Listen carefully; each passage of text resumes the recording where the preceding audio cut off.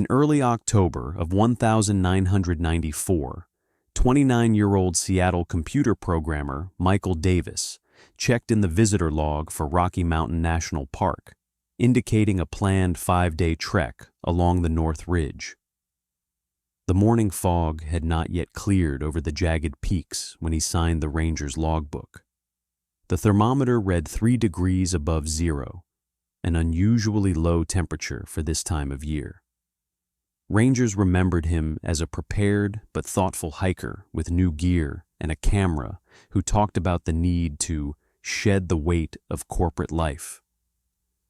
Janet Wilson, senior ranger at Westgate Station, noted his atypical calmness among the rowdy weekend groups. He seemed like someone who knew exactly what he wanted out of this trip, she recalled later in an interview.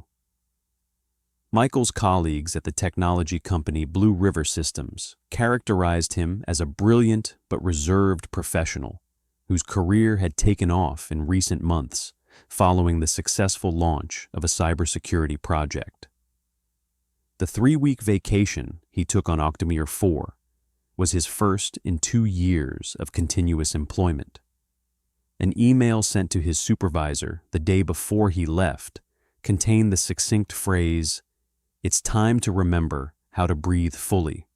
On the 3rd day of the hike, Michael was supposed to check in at the Eagle Ridge checkpoint, but his absence wasn't noticed until 2 days later, when he didn't return to his car, a silver 1,993-year-old Ford Explorer left in the central parking lot. The parking ticket affixed under the windshield wiper had expired 24 hours before the tourist's absence was discovered. A search and rescue operation deployed over an area of 40 square miles found only an abandoned backpack with an untouched food supply and a diary, the last entry in which read, "Day 3. Someone is watching me between the trees. I don't think it's a beast." The backpack lay neatly leaning against the trunk of a centuries-old cedar 5 miles off the planned route, on the edge of an unnamed gorge not marked on hiking maps. That footage immediately changed the nature of the search. Robert King, coordinator of the rescue operation, recounted, "We went from a lost hiker scenario to a possible criminal case. Forensic experts found no prints on the backpack or its contents other than those belonging to Davis, further complicating the puzzle. The diary, filled with the neat handwriting of a professional, detailed the first 2 days of the hike, encounters with wildlife, reflections on corporate culture, sketches of poems about the majesty of nature.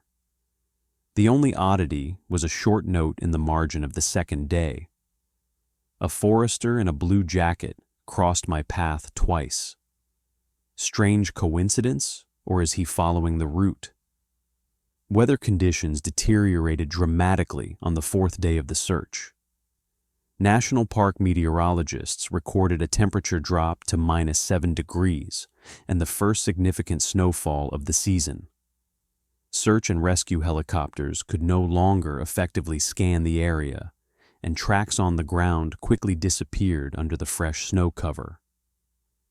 A season of early snowfalls forced the search to be called off after 2 weeks, leaving Michael's parents with only a handful of theories ranging from accident to possible flight from civilization. Margaret and Howard Davis, who flew in from Boston on the 3rd day of the search, spent 26 days at the local Pine Tree Inn, traveling daily to the borders of the search area. "We felt like he was somewhere out there, like he was stuck between worlds," Margaret told the local newspaper, the Mountain Herald. The contents of Michael's Seattle apartment gave investigators no significant leads. The bills are paid a month in advance. The refrigerator is nearly empty. The work computer is locked down by corporate security protocols. On the bedside table is John Muir's book, My First Summer Days in the Mountains, with many underlines and notes in the margins. The only unusual item was a recently acquired collection of taxidermy books found on the top shelf of the bookcase. Colleagues at work could not recall Michael ever mentioning an interest in the craft. Investigators speculated a possible connection to a new hobby, but further checking revealed no contact with taxidermy shops or hunting clubs. County Sheriff David Lawrence, a 20-year veteran, first came across the disappearance, which he said seemed to vanish into thin air, leaving no trace or logical explanation. In a report written a month after the active search had ended, he noted, "The Davis case goes beyond the typical disappearances in the wilderness. The absence of a body, signs of struggle, or obvious motives for voluntary disappearance creates a unique investigative impasse. The winter of 1994 to 95 was particularly harsh for the region. Snow cover in the area of the disappearance reached a record 6 feet, making any search operations impossible until late spring. By then, media interest had waned, giving way to new tragedies and sensationalism. Eventually, the case went unsolved, becoming just a line in the annual report of missing persons in national parks. The photo of a smiling Michael with a backpack and trekking poles took its place on the Remembering and Searching stand in the park's information center, next to other hikers whose journeys ended in mystery. Michael's parents established an annual scholarship in his name for environmental science students studying mountain ecosystem conservation. That way, a part of him will always be in the mountains he loved, his father explained at a fund launch ceremony at Boston University. The quiet life of the mountain community continued as it was. Tourists came and went, rangers patrolled the trails, and locals told stories about the ghost programmer around summer campfires. Until 8 years later, when hunter Jeremy Taylor, stalking a wounded deer, wandered into a gorge unmarked on maps and made a discovery that shocked even the most cynical FBI investigators. A discovery that turned the tide on what human madness could do in the silence of the wild mountains. Friends, before we dive into the next chapter of this shocking investigation, don't forget to subscribe to the channel, leave a comment, and give this video a like. Every interaction you have helps YouTube's algorithms promote this content, making more people aware of this incredible story. And now, let's continue our investigation, which takes a really creepy turn. On November 3, 2002, experienced hunter Jeremy Taylor, a 42-year-old logger from Colorado, wandered into a rugged gorge 16 miles from the official North Ridge Trail. Drizzling rain and low cloud cover made visibility difficult when Taylor, stalking an injured 8-point buck deer, spotted a narrow cave entrance partially hidden behind a rock ledge and dense brush. "I had never entered this part of the preserve before," Taylor later recalled in a deposition. "I shot a deer at dawn, but the buck took me much farther than I had bargained for. The blood trail broke off at the entrance to the dam cave." Inside the cave, which was no more than 30 square meters in area, the air was musty with a strange chemical smell that Taylor, who had experience with chemicals in the timber industry, likened to formaldehyde and something else, more organic. In the far corner of the cave, illuminated by a thin beam of light from a natural opening in the vault, was an object that the hunter at first mistook for an unusual taxidermy piece, a stuffed deer in a strange pose. "I thought some weirdo taxidermist was using this cave as a workshop," Taylor recounted. "But when I shined my flashlight and got closer, God, I'll never forget that moment. What I saw, it was from another world.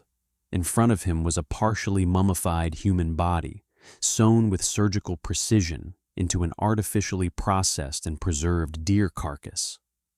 The human head and torso had been joined to the animal's forelimbs, creating an eerie hybrid reminiscent of creatures from Greek myths. The eyes, glassy like those of the stuffed animal, were wide open and, in Taylor's words, seemed to stare directly at me with a mute question. The hunter immediately left the cave and, despite the lack of cell phone service, traveled 11 miles to the nearest ranger post in a record 3 hours. The ranger on duty, Mark Peterson, recalled, "He burst through the door pale as a sheet, shaking. I thought he had run into a bear. What he was describing sounded so unbelievable that I first suspected hallucinations from fatigue or the use of psychoactive mushrooms growing in the area." A joint team from the county sheriff, a special ranger unit, and forensic investigators from Denver arrived on the scene the next day. Access to the cave was difficult due to the rugged terrain, and equipment had to be brought in via helicopter, dropping the team on a nearby plateau that was still a 2-hour hike away. When forensic investigators arrived on the scene, they recorded that the exhibit was mounted on a specially designed pedestal that prevented contact with the wet floor of the cave. The body had been skillfully treated with chemical preservatives, and the internal organs had been replaced with a special composition of herbs and minerals commonly used in high-end industrial taxidermy. Particularly striking was the meticulousness of the work where human and animal tissues were joined. The sutures were almost imperceptible, creating the illusion of natural fusion. Forensic expert Dr. Eleanor Kane, called in specially for this case from Quantico, noted, "In 26 years of practice, I have not encountered such a level of perverse skill. This is the work of a man who did not just kill the victim, but spent weeks, if not months, creating his macabre masterpiece." The preservation of the fabrics is done using techniques dating back to the 19th century, but modified with modern chemical compositions.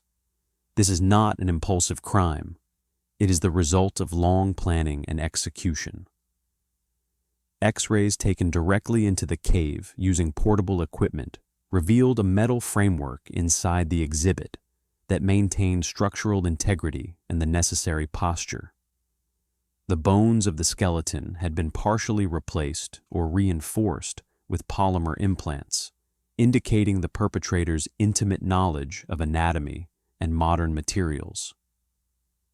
"We're not dealing with an ordinary killer," forensic team leader James Hodgkins said at the briefing. "This is the work of someone with professional skills in anatomy, chemistry, taxidermy, and possibly surgery. Preservation techniques require not only specialized knowledge, but also access to rare chemical compounds not sold in free trade." Dental records requested from the National Missing Persons Database confirmed the identity of the deceased, Michael Davis, a 29-year-old computer programmer from Seattle who disappeared 8 years ago in the same national park. The cause of death, according to the preliminary report, was blunt force trauma to the head, inflicted while alive. The lack of evidence of defensive wounds on the surviving body parts indicated that the blow was delivered suddenly, possibly from the back. In the pockets of Davis's decayed jacket were found soaked but still legible pages from the same diary, part of which had been found in his backpack 8 years earlier. A new entry, dated the day of his disappearance, was missing from the document found earlier. "Found shelter at the Mountain Rest Motel. Strange owner, but kind. Back on the trail tomorrow." That brief entry was the first real lead in a case that for 8 years had been considered virtually hopeless. FBI agent Rachel Morrison, a serial crime specialist with 15 years of experience, was immediately assigned to lead the joint investigative team. "What we discovered in the cave goes beyond a typical murder," Morrison said at the team's first meeting. "The level of training, technical knowledge, and, above all, the aesthetic concept point to a perpetrator whose motivation goes beyond the typical homicide motives of power or sadistic gratification. There's an element of creativity, perverse art. Morrison ordered a check of all motels within a 30-mile radius of the point of Davis's disappearance, a difficult task given the rugged terrain and infrastructure changes over the past 8 years. 3 days of searching county records, interviewing locals, and analyzing old tourist maps led investigators to an abandoned roadside structure on the very edge of the preserve. The dilapidated mountain rest sign was barely visible among the overgrown pines, and the building itself, consisting of 6 rooms and a small reception area, looked uninhabited for at least 5 years. The dusty office window was taped shut with a faded notice. Closed for remodeling, sorry for the inconvenience. When we opened the office door, Detective Carl Jenkins recalled, what struck me was not the neglect of the room, but its opposite. Beneath the layer of dust was perfect organization, everything in its place, as if the owner had just stepped out for a moment and planned to return. The guest register lay open on a page dated October 94th. The last entry, in neat handwriting, read, M. Davis, Seattle, Room 3, one night. This discovery set off a chain of events that, over the next weeks, uncovered one of the most bizarre and disturbing crimes in the history of U.S. national parks, a story rooted far deeper than anyone could have guessed on that gray November day. The Mountain Rest Motel was a dilapidated 6-room structure located on a secondary road near the eastern entrance to the national park. The neon sign with burned-out letters had long been out of commission, and the gravel parking lot was overgrown with tall grass poking through the cracked asphalt. The place looked as if time had stopped here, a dot on the map, forgotten by progress and tourist trails. According to county property records, the owner of the motel was 57-year-old Harlan Cole. Locals described him as an unsociable but harmless weirdo with a long graying beard and a habit of talking to animals as if they were people. In a single photograph from the archives of the local newspaper, the Mountain Echo, from the year 1986, a young Cole stood at the entrance to the newly opened motel, a slender man with a straight look and a rare smile. He always kept to himself, Marion Howard, owner of a grocery store 5 miles from the motel, told me. Came in every 2 weeks, bought canned goods, flour, salt, everything only non-perishable. He didn't talk much, but he was always polite, paid in cash, small bills, often wet, as if they'd just been pulled out of the ground. Interviews with rare neighbors revealed that Cole had lived in these parts all his life. His family had owned a parcel of land bordering the preserve since the 1940s. The turning point in his life was tragedy. His wife Elizabeth and 7-year-old daughter Sarah died in a forest fire 20 years ago when a group of hikers failed to put out a campfire properly. After that, Cole withdrew into himself, avoiding people except for tourists, to whom he sometimes rented rooms in his half-abandoned motel. There was something unnaturally quiet about him after that tragedy, recalled Jack Price, a former park ranger. No tears at the funeral, no anger. It was like he went inside himself, started spending more and more time in the woods, hunting, even though he hadn't picked up a gun before. One day I met him on the trail, watching the deer so intently that he didn't notice me. Glassy eyes, as still as a statue. When FBI agents arrived at the motel on November 7th, 2002, they found Cole gone. The front door of the administrative office was unlocked, and the inside was in perfect order. In the living area of the motel, the small apartment behind the front desk, everything pointed to a hasty departure. A half-drunk cup of coffee, an uneaten breakfast, a radio tuned to the weather report frequency. Most disturbing was that he left virtually all of his belongings behind, Agent Morrison noted in the report. Clothes in the closets, food in the refrigerator, personal papers in a desk drawer. People planning a disappearance usually take at least the essentials. Of particular interest to investigators was the collection of hunting trophies and taxidermy artwork that filled the walls of Cole's living quarters. The stuffed deer, bears, mountain lions, and smaller animals were done with exceptional skill, striking anatomical accuracy and unnaturally lifelike eye expressions. Unlike typical taxidermy exhibits, Cole's animals didn't look frozen. They seemed to freeze in mid-motion, maintaining muscle tension and natural poses. This is not the work of an amateur, concluded taxidermy expert Robert Sheldon, who was invited to evaluate the finds. The level of craftsmanship indicates years of practice and a deep understanding of anatomy. The eye treatment technique is particularly noteworthy.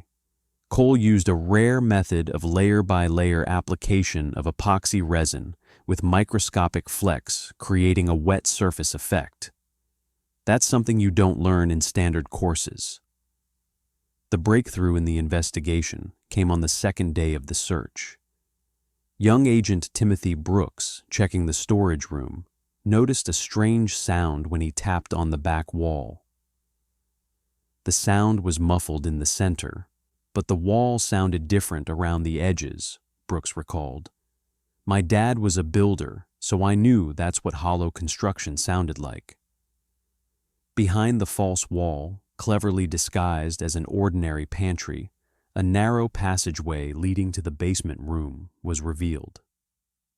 Descending a steep staircase led the agents to a fully equipped taxidermy lab of about 50 square meters. Medical-type fluorescent lights, stainless steel surgical tables, and an industrial ventilation system all indicated a serious financial investment and thoughtful organization of the space. It wasn't just a workshop, forensic scientist Paul Jenkins described what he saw. It was an operating room with elements of a laboratory. Top-of-the-line surgical instruments, microscopes, cold rooms for storing biological materials. On the walls, anatomical maps of the human body next to schematics of animals. In special cabinets, dozens of chemicals for tissue preservation, many of which require a license to purchase. Of greatest value to the investigation was a work log found in a locked desk drawer. 324 pages, written in small, neat handwriting, contain detailed records of experiments to preserve the vital essence through the creation of new forms of existence at the boundary between the human and the natural. The journal dated from 1992 to 2001. This was not the diary of a madman in the classical sense, noted psychiatrist Dr. Alan Frost, who analyzed the entries. The text is structured, logical, with a minimum of emotional digressions. Cole described his experiments with an almost scientific detachment, using complex terminology from the fields of anatomy, biochemistry, and even philosophy. His obsession with the idea of human-animal synthesis had a quasi-religious character. He believed he was creating a new, more perfect form of existence. One page of the journal, dated November 1994, contained a detailed drawing of a man sewn into the body of a deer, with the notation, Subject 4, MD, neglected the greatness of nature, now became a part of it. The experiment succeeded better than the previous 3. The pattern matched with precision the discovery in the cave, which definitively linked Cole to the murder of Michael Davis. The record shows premeditation and preparation, Agent Morrison commented. The phrase about the previous three indicates the serial nature of the crimes, which supports our assumption of multiple victims. In the far corner of the workshop, behind a false panel, a locked military-grade metal safe was revealed. It could only be cracked with the help of a specialist called in from Denver. Inside were the personal belongings of 4 people, neatly arranged and numbered: driver's licenses, credit cards, photographs, keys, and other items. Among the items corresponding to the number 4 was a polished copper pocket compass engraved, "To Michael from his parents, follow your star." When the compass was shown to Margaret and Howard Davis, they immediately identified it as a gift to their son before the fateful voyage. It was a graduation present, Margaret Davis recounted, holding the compass in trembling hands. Michael always said he felt lost in the corporate world. We gave him this compass as a symbol, so he could always find his path, his star. A missing persons database, cross-referenced with documents found in the safe, confirmed the investigators' dire assumption. 3 other hikers had disappeared within a 100-mile radius of the motel in the past 15 years, whose bodies had never been found. All 3 were men between the ages of 25 and 35. All had traveled alone, and the personal effects of each were stored in Cole's safe as grim trophies numbered according to journal entries. "We are dealing with a serial killer who acted according to a well-thought-out plan and ritual," Agent Morrison said at the Joint Investigation Team briefing. Harlan Cole would select victims of a specific type, lure them to his motel, and then realize his twisted idea of connecting man to nature. "Our first priority is to find Cole and locate the rest of the bodies. There is reason to believe he created at least 3 exhibits, similar to the one found in the cave." By the end of the 3rd day of the investigation, Harlan Cole's name and photograph had been sent to every police station in the western states. One of the most unusual manhunts in FBI history was beginning. The federally wanted Harlan Cole was discovered 6 days after the operation began. The pre-dawn silence of November 13, 2002, was broken by the sound of an approaching FBI SWAT helicopter. The abandoned hunting cabin, 80 miles northeast of the motel, almost blended in with the surrounding landscape. Wooden walls darkened by time, the roof overgrown with moss. The only sign of human presence was a thin puff of smoke rising from a leaning chimney. "We discovered it thanks to the observation of a local forester," recalled Agent Chris Martinez, who led the capture team. Tom Riley, driving around the far reaches of the preserve, noticed fresh tracks near a long abandoned cabin. What alerted him was that the path had been neatly cleared of fallen leaves, too neat for a casual visitor. A tactical team of 8 specialists surrounded the hut at 5 hours and 30 minutes in the morning. The temperature had dropped to -7 degrees, with clouds of vapor billowing from their mouths. The agents expected resistance. The suspect could be armed, possibly mentally unstable. But when the cabin door swung open after a loud warning, Harlan Cole was simply sitting by the extinguished fireplace with his hands around a mug of cooled tea. "He looked like he'd been waiting for us," Agent Martinez described the moment of his arrest. "No surprise, no fear.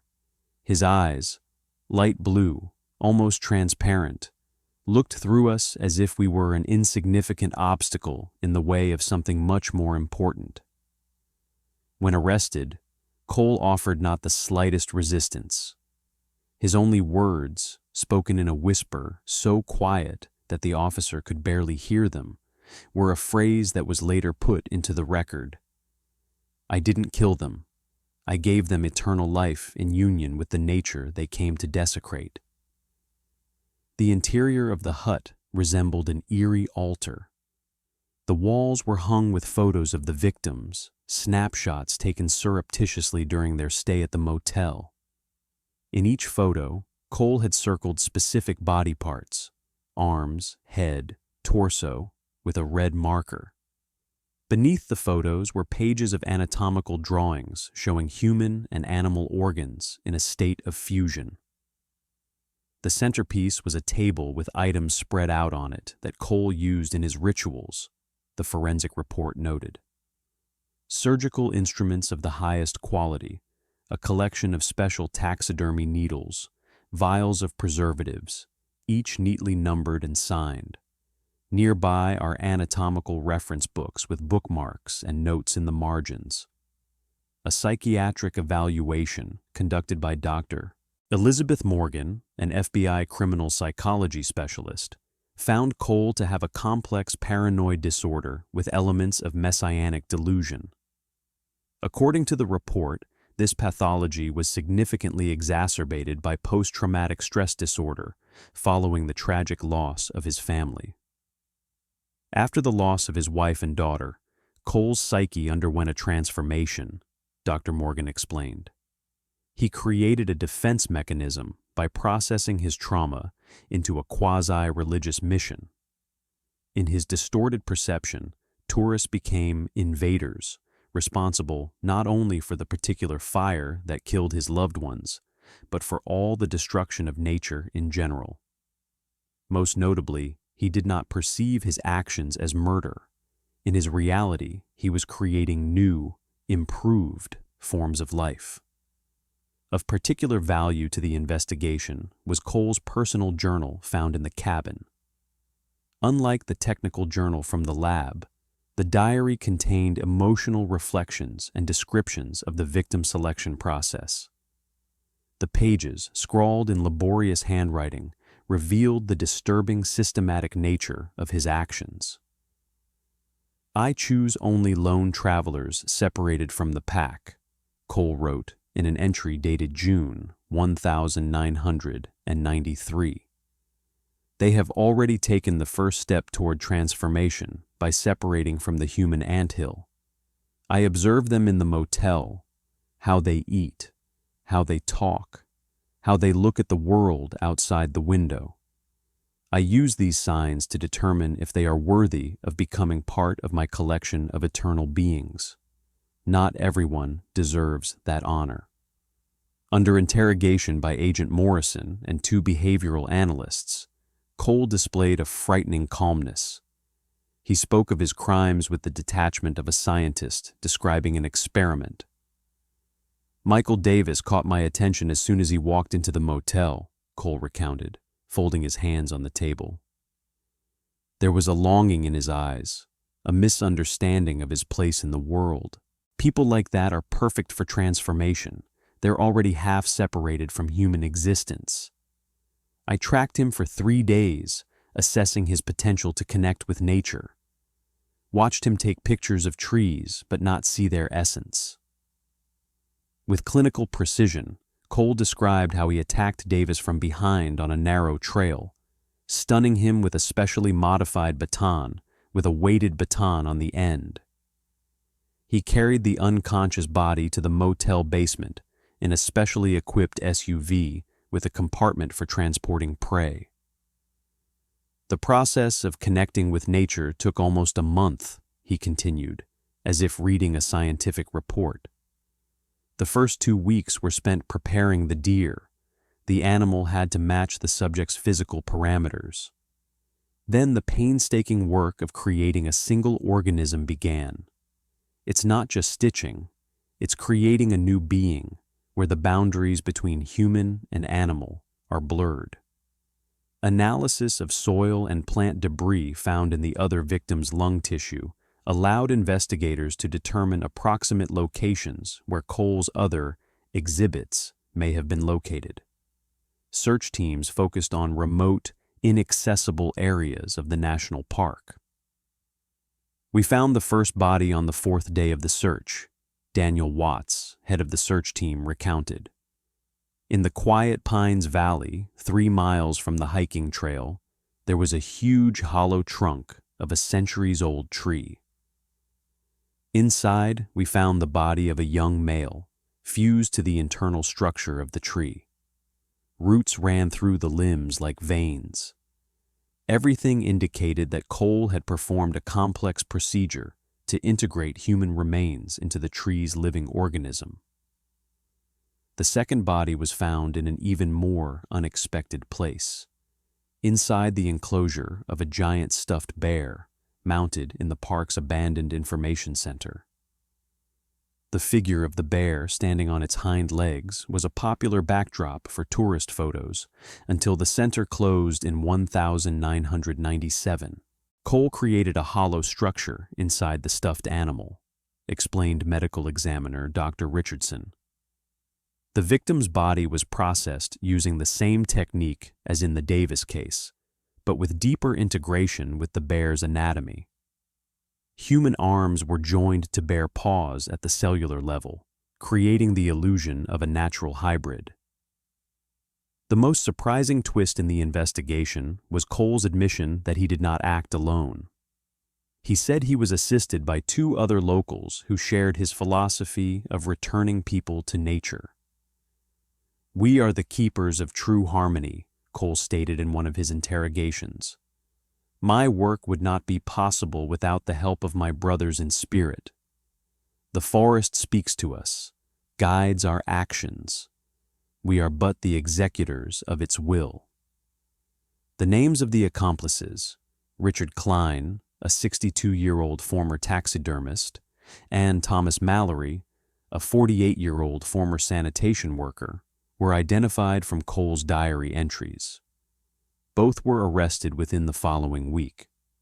Materials linking them to the crimes, chemicals used in preserving the bodies, anatomical instruments, and photographs of the victims were found in their homes. They had no remorse, Agent Morrison noted after the interrogations. In their minds, they were not committing murder, but creating a new form of life. This twisted philosophy united the 3 isolated men, giving them a sense of belonging to a higher mission. By the end of November 2002, less than a month after the discovery of Michael Davis's body, the investigative team had gathered enough evidence to indict all 3 suspects. What lay ahead was a high-profile trial that would forever change the perception of how far human insanity could go, hidden behind the facade of a quiet, secluded life. The trial of Harlan Cole and his accomplices began in the spring of 2003, with the last of the snow still covering the peaks of the Rocky Mountains. The Denver County Courthouse, usually empty during the morning hours, was packed. Reporters, law enforcement, locals, and the simply curious flocked to see the man whose actions had shocked a quiet mountain community that had never before experienced such a gruesome crime within its borders. There was something surreal about how ordinary Cole looked in the courtroom, recalled New York Times reporter David Bruckner. A thin man with glasses, a neatly trimmed gray beard, looking more like a biology professor than a serial killer. Only his eyes gave him away, blank, watching with detached interest, as if he were an experiment. A psychological profile compiled by FBI experts and presented to the court described Cole as a high-functioning psychopath with above-average intelligence who had transformed personal trauma into a twisted ideology. Dr. Elizabeth Reiner, a senior specialist in the FBI's behavioral division, explained to the jury, Cole created a complex belief system where taxidermy hybrids became his way of redressing the balance between humanity and wildlife. In his warped perception, he wasn't committing murder.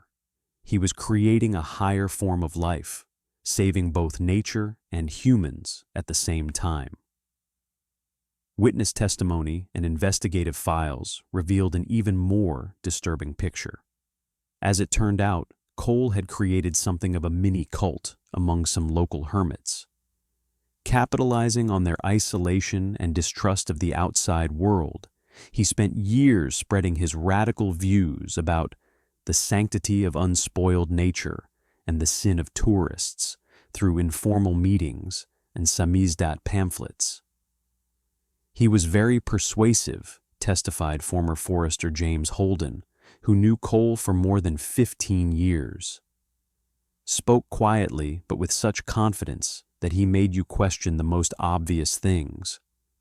Talked about how humanity had become alienated from nature, how we were all strangers in a forest where we were once masters, and how true unity is only possible through physical fusion with natural forms. The prosecution presented the court with a full archive of Cole's writings, including detailed diagrams of his transformations, photographs of the process, and philosophical justifications. Jurors were also shown videotaped interviews where Cole described the technical details of his actions with frightening detachment, using terminology, combining anatomy, taxidermy, and quasi-religious philosophy. Most eerie was the contrast between the content of his words and his calm, methodical tone, noted prosecutor Michael Jenkins. He talked about dissecting a human body with the same intonation with which most people discuss the weather. At every court hearing, Margaret and Howard Davis, Michael's parents, sat in the front row. Their presence, quiet and dignified, served as a constant reminder of the human tragedy behind the dry legal language. On the 14th day of the trial, Margaret Davis was allowed to address the court in a personal statement. "My son traveled to these mountains to find himself and connect with nature," she read in a trembling but firm voice. "He sought harmony, beauty, the meaningfulness of existence. What a bitter irony that he received a perverse embodiment of that quest at the hands of a man who considered himself a conduit of nature's will. Michael was a living, loving man with dreams and plans. Now he will forever be an exhibit in Mr. Cole's nightmare museum of insanity." The defense was built on trying to prove Cole's insanity by presenting a history of his psychological trauma and gradual descent into delusions.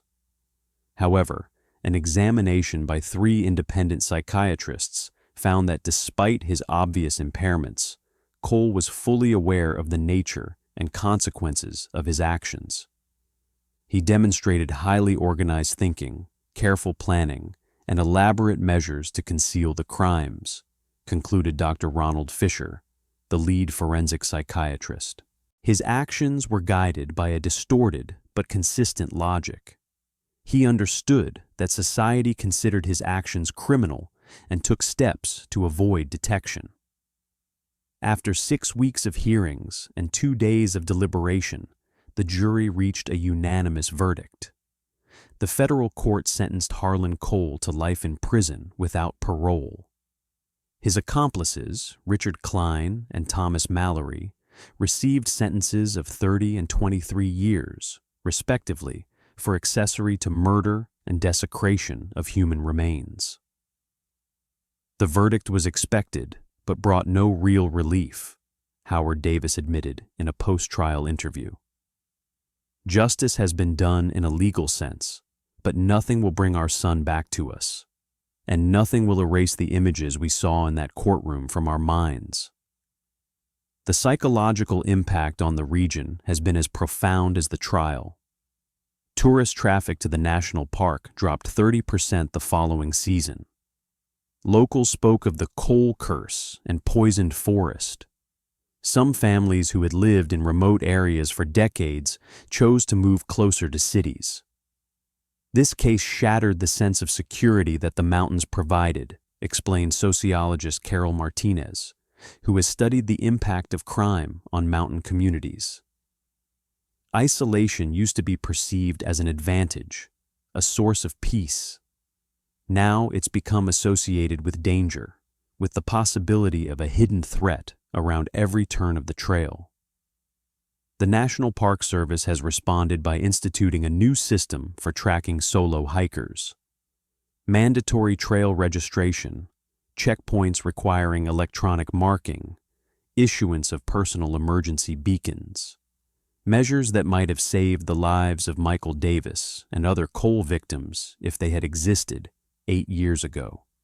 Local officials, backed by federal funding, have initiated a psychological support program for isolated communities living along hiking trails.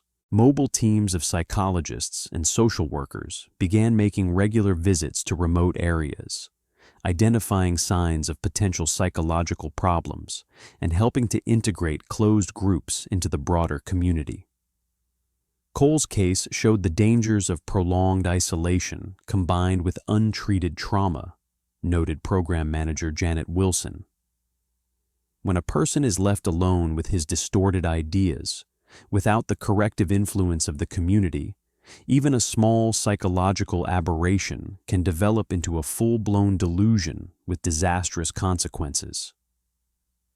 On June 20th, 2003, after completing all necessary procedures and examinations, Michael Davis's remains were finally freed from their gruesome symbiosis with the deer's body and released to the family for burial. 8 years and 8 months after his disappearance, the young programmer's body found peace in the family cemetery in suburban Seattle.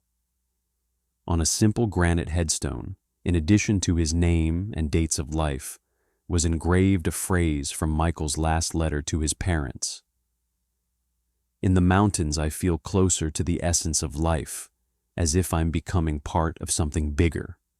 Words that took on an ominous, prophetic tone in light of his terrible fate. We chose this quote not as a reminder of what happened, Margaret Davis explained at the monument's unveiling ceremony, but as a testament to the fact that Michael knew how to see beauty in the world, that his soul reached for harmony. We want to remember him exactly as he was, searching, open, full of a love of nature that his killer perverted in his sick mind. The story of Harlan Cole and his victims has been the subject of numerous documentaries, books, and studies. However, behind the sensational headlines and forensic details, a simple and bitter truth is often lost. The tragedy began not with the twisted philosophy of a reclusive taxidermist, but with society's failure to notice and help a man whose pain was transformed into a destructive obsession.